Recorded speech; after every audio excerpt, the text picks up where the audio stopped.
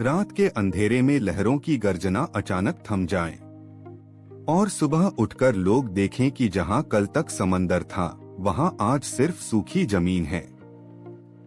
क्या कभी ऐसा सच में हुआ है?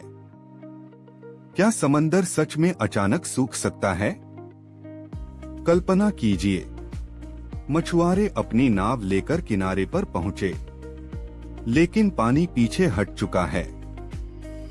दूर, बहुत दूर, समुद्र का तल खुला पड़ा है। मछलियां तड़प रही हैं। जहाज रेत में अटके हुए हैं। हवा में अजीब सी खामोशी है, जैसे प्रकृति कोई चेतावनी दे रही हो। इतिहास गवाह है, ऐसा नजारा कई बार देखा गया है। 2004 की हिंद महासागर सुनामी। उससे पहले पानी अचानक सैकड़ों मीटर पीछे चला गया था। लोग हैरान थे, बच्चे उत्सुक थे। लेकिन कुछ ही मिनटों बाद आई वो विशाल लहर जिसने सब कुछ बदल दिया।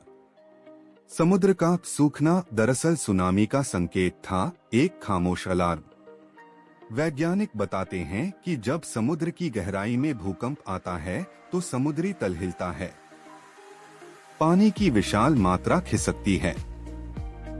कभी कभी यह ऊर्जा इतनी तेज होती है कि लहर बनने से पहले पानी किनारों से पीछे हट जाता है।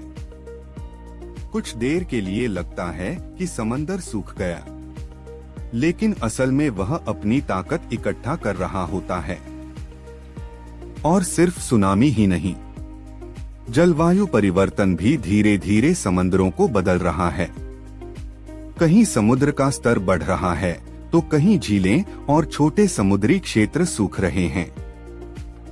इंसानी दखल, बांध और नदियों का मोड़, ये सब प्रकृति के संतुलन को प्रभावित कर रहे हैं।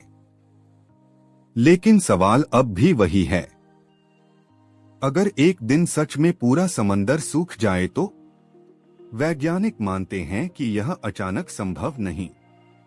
समंदर अरबों वर्षों से पृथ्वी का हिस्सा है।